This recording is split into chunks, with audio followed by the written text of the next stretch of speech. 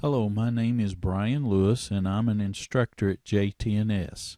Today we're going to talk about rigging and heavy lifting.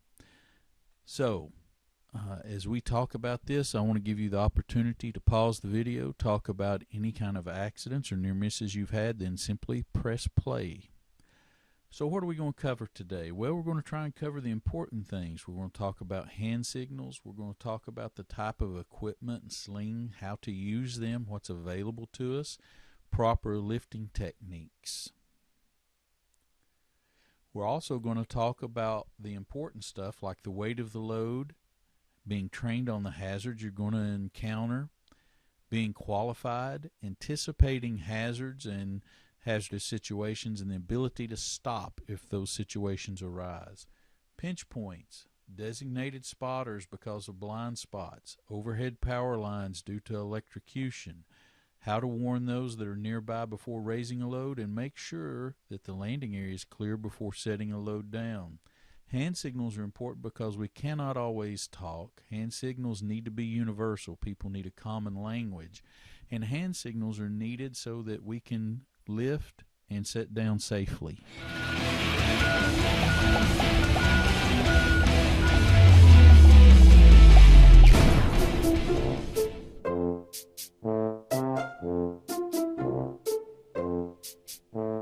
Hi, I'm Bob Berry.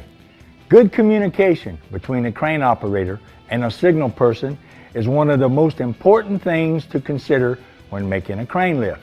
Under OSHA guidelines, all signal persons must be qualified and understand the functions of the crane and the correct signals for those functions. A basic crane is designed to hoist, lower, and horizontally move a suspended load. Most cranes move the load to the crane or away from the crane by moving the boom up and down. To signal the operator to boom up, extend one arm, making a closed fist with your thumb extended upwards. Likewise, turn your hand over so your thumb points down to signal the operator to boom down. Keep in mind, this also affects the load radius, making it shorter or longer. To increase or decrease the load radius without raising or lowering the load, open and close your fist slowly while making the boom up or boom down signal. This indicates to the operator that he should boom up and lower or boom down and raise the load. Cranes can also swing a suspended load horizontally.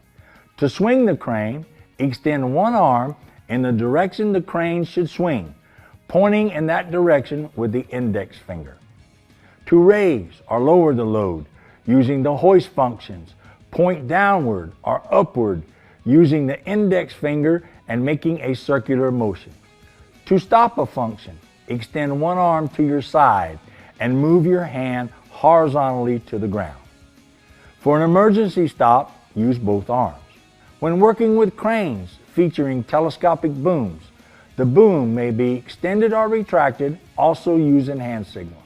To do this, place both hands in front of you with your fists closed and thumbs extended, pointing outward to extend the boom or pointing inward to retract the boom. These are just a few of the most basic hand signals every qualified signal person must know before flagging for crane operations. According to OSHA 1926 regulations regarding cranes and derricks, only a qualified person that understands the signals and functions of a crane may signal for a crane lift. And remember, proper planning, proper training, and good communication always makes for a safe lift. Look for our next Sims Crane Minute coming soon.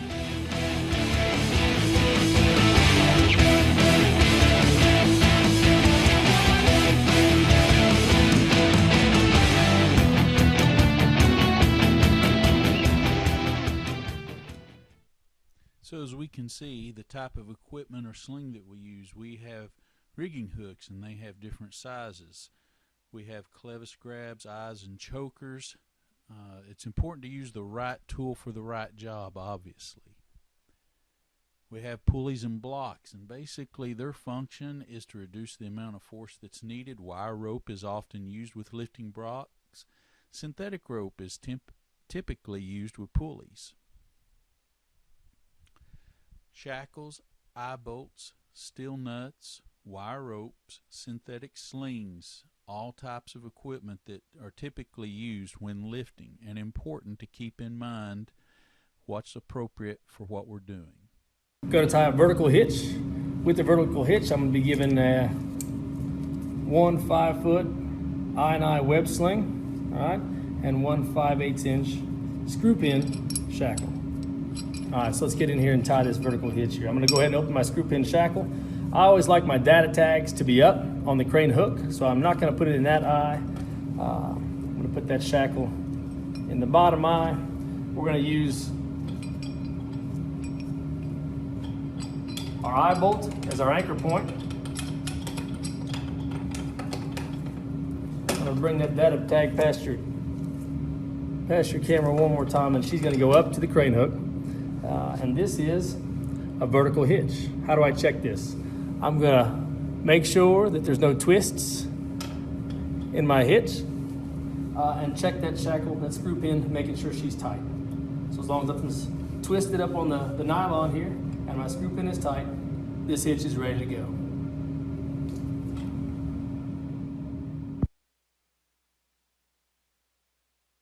One of the basic hitches when using slings is called the choker hitch. The choker hitch is formed when one leg of the sling connects back to itself. A choker hitch does not have the full capacity of the straight leg vertical hitch. The choker hitch capacity is approximately 75% of the straight leg vertical hitch. Choker hitches formed in wire rope slings are stated to be approximately 75% of the single leg hitch. Synthetic slings and chain slings are stated to be 80% of the single leg capacity. This capacity assumes that the angle of choke is at least 120 degrees. Some standards, such as API RP2D offshore environments, requires slings of all types when used in a choker hitch application to have a capacity of no more than 70% of the straight leg vertical hitch. The sling's capacity is reduced further if the angle of choke is less than 120 degrees. In fact, if the sling is bent back over itself, with the angle of its choke approaching 0 degrees, the sling's capacity would be reduced by 50%. A single leg choker hitch is easy and convenient to use and can work well on simple, short loads, but it does not always provide the load control and grip needed for safe and effective rigging. Sometimes multiple leg slings choked on both ends of the load are required to gain the load control necessary. If choker hitches are used, the user must always ensure that the slings cannot slip or slide along the load. It is important to note that a standard choker hitch does not provide a full 360-degree contact with the load. A double wrap choker hitch is better for handling those hard-to-handle loads and bundles of materials like rods or pipe that require more sling contact to hold them in place. Make sure the slings do not overlap at the bottom of the load when you form the double wrap choker. As a final note, the user should always make sure that all slings are protected from edges, corners, protrusions, or abrasive surfaces in order to protect the sling from any damage. Hardware can be used to form the various choker hitches. The use of hardware simplifies the connection as well as the operation of the slings used in choker hitches. Whether it is grab hooks for chain slings, shackles and sliding choker hooks for wire rope slings, or the webbing sling hook for synthetic choker hitches. In all these cases, the hardware allows the connection and disconnection of the choker hitch without pulling the sling body through an eye or a link. When using chain, a cradle grab hook provides the full rating of the vertical leg capacity. When using wire rope, a screw pin shackle with a pin in the eye offers a simple method of connecting. When using a web sling, the sliding choker hitch prevents bunching and simplifies the connection and disconnection of the sling.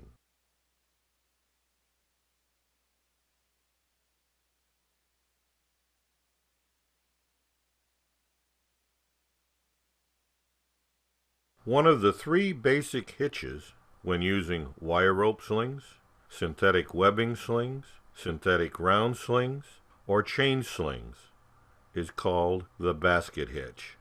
A basket hitch is created when the sling runs under the load and the eyes of the sling connect to a common structure.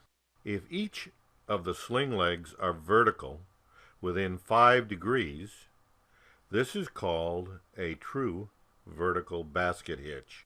When the diameter of the load is large enough and the sling legs are vertical, the capacity of the basket hitch is twice the capacity of the single leg hitch. When using wire rope slings in a true vertical basket hitch, it is rated at twice the capacity of the single leg if the D/D ratio is at least 25 times the diameter of the sling. When using chain slings in a true vertical basket hitch, its capacity is twice the capacity of the single leg as long as the D/D is greater than 6. When using synthetic webbing slings or round sling, there is no similar D/D restrictions. However, there must be no cutting or bunching at the load.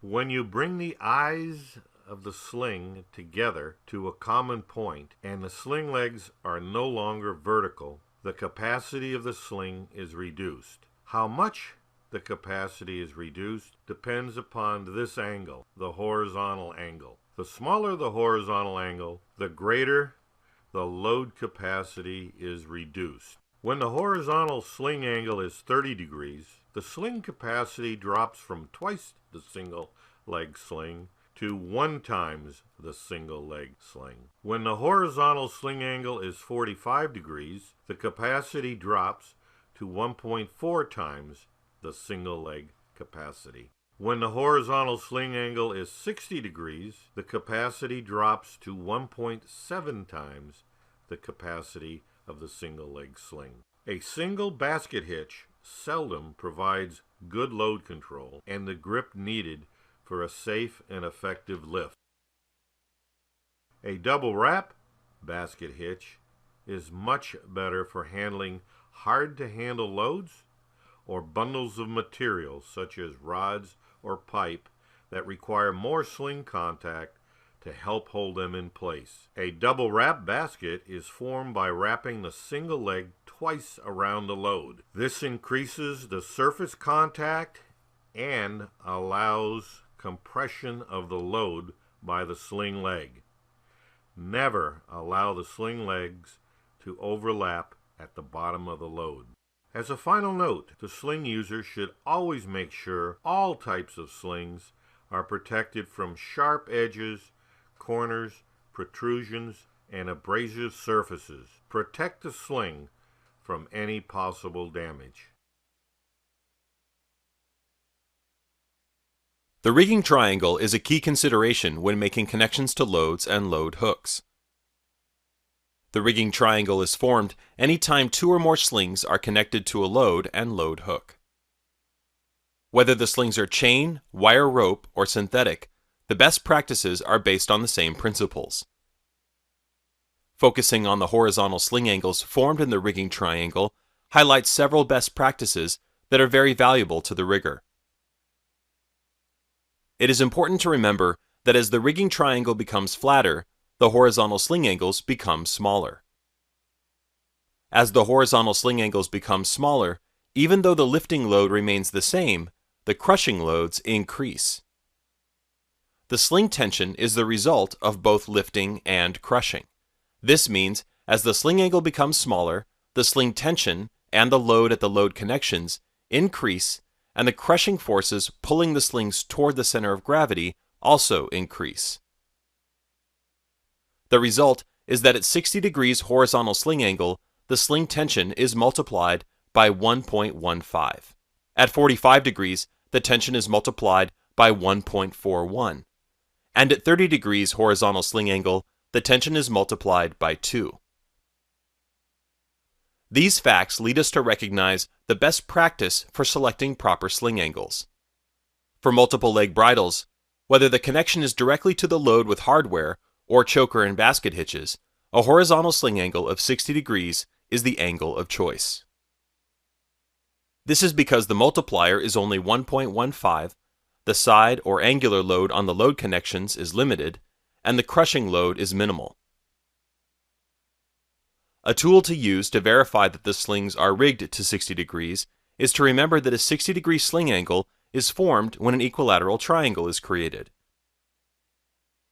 This means that the sling length will be equal to the distance between pick points. It is also useful to remember that increasing the sling length will increase the horizontal sling angle and improve the rigging situation. It must be noted that 60 degrees horizontal sling angle is the best choice, but is also the minimum angle for single wrap chokers and single wrap baskets. There are circumstances where a 60-degree horizontal sling angle is not possible. When this occurs, there are guidelines for the minimum sling angles that can be used with extreme care. 45 degrees is an acceptable horizontal sling angle only for bridles connected hardware to hardware and for double wrap choker hitches and double wrap basket hitches. At 45 degrees, the sling multiplier increases to 1.41 times. The crushing forces pull the slings toward the load center, and the angular or side loading is very significant. 30 degrees is never a desirable angle. However, 30 degrees horizontal sling angle can be used with extreme care when connecting hardware to hardware. Never use choker or basket hitches at this minimal angle. Remember, best practice calls for a horizontal sling angle of 60 degrees or larger for all connections or hitches, basket or choker, single or double wrap. This has been our presentation here at J10S. We hope everybody has a safe day, and thanks for your attention. If you have any questions, make sure to contact your J10S instructor. Thank you. Bye-bye.